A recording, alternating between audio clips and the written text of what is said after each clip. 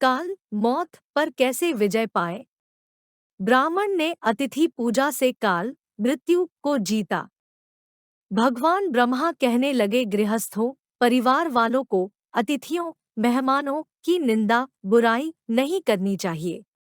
सुदर्शन नाम के ब्राह्मण ने अतिथि पूजा से ही काल, मौत को जीत लिया था। गृहस्थों, परिवार वालों के भूमि पर अतिथि पूजन के सिवाय तारने का दूसरा कोई उपाय नहीं है। सुदर्शन ने अपनी पत्नी से कहा, सभी अतिथि शिव का ही रूप है, इससे अपने शरीर, जिस्म को भी समर्पण करके अतिथि पूजा करनी चाहिए। एक दिन साक्षात धर्म ही उन दोनों की श्रद्धा की परीक्षा लेने ब्राह्मण का रूप लेके आए। ब्राह्मणी ने उस ब्राह्मण की पूजा की।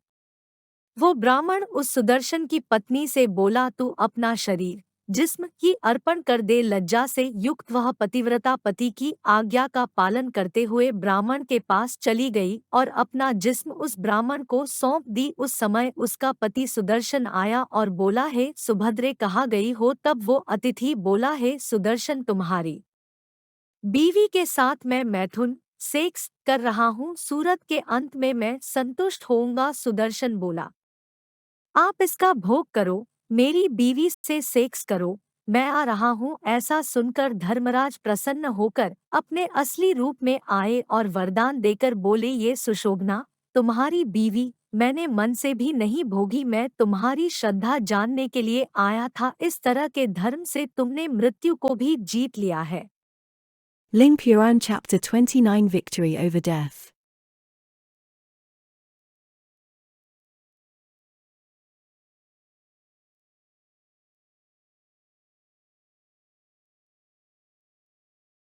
प्यारे हिंदू भाई बहनों, अपने दिल से पूछिए, क्या वाकई में ये भगवान हो सकते हैं जो अपनी बीवी से ऐसा नीच काम कराने को कहें? अल्लाह कहते हैं, इंसानों, पृथ्वी पर जो कुछ भी है, जो वैध और अच्छा है, खाओ और शैतान के नक्शेकदम पर मत चलो। वास्तव में शैतान तुम्हारा स्पष्ट शत्रु है। शैतान तो तुम्हें केवल बुराई और अनैतिकता, गंदे कामों का हुक्म देता है और अल्लाह के बारे में ऐसी बातें कहने का हुक्म देता है जो तुम नहीं जानते। कुरान मजीद 2.168-169। अल्लाह का एक नाम अल हक है, जिसका मतलब परम सत्य होता है। अल्लाह फरमाते हैं, और ओ मोहम्मद सल्लल्लाहु अलैहि वसल्लम, उल्लेख करिए, जब अल्लाह ने उन पिछली पीढ़ियों जिन्हें पवित्र शास्त्र दिया गया था इसे लोगों को स्पष्ट करना चाहिए और इसे छिपाना नहीं चाहिए, लेकिन उन्होंने उसे उनकी पीठ के पीछे फेंक दिया और एक छोटी सी कीमत, सांसारिक लाभ के लिए इसे और पवित्र शास्त्रों में बदलाव किए बदल दिया। और दुर्भाग्यपूर्ण वह है जो उन्होंने खरीदा। कुरान मजीद 3.187। अल्लाह कहते हैं, जो अपने हाथों से शास्त्र पुस्तकें लिखते हैं, फिर कहते हैं, यह ईश्वर की ओर से है, ताकि इसे एक छोटी सी कीमत, सांसारिक लाभ के बदले में दिया जा सके। जो कुछ वे कमाते हैं उसके लिए उन पर अफसोस है। कुरान मजीद 2.7-9। इस तरह से हमें तथाकथित मानव द्वारा भ्रष्ट मिले और इस तरह हमें 10,000 धर्म मिले, जिनमें से प्रत्येक ने सत्य होने का दावा किया।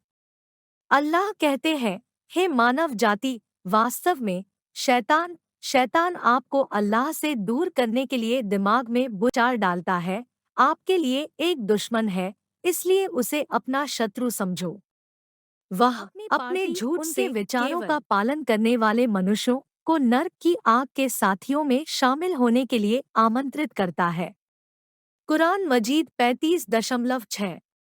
अल्लाह कहते हैं, मनुष्यों से हमने आपको बनाया है, तो आप विश्वास क्यों नहीं करते?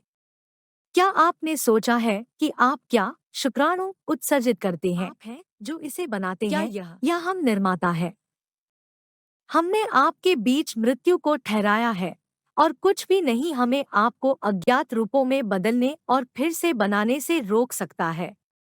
आप पहले से ही जानते हैं कि आपको पहली बार कैसे बनाया गया था। क्या आप दिमाग का इस्तेमाल नहीं करोगे? कुरान मजीद 56.57-62। इस चैनल का उद्देश्य धर्म के नाम पर की गए धोखे को उजागर करना है।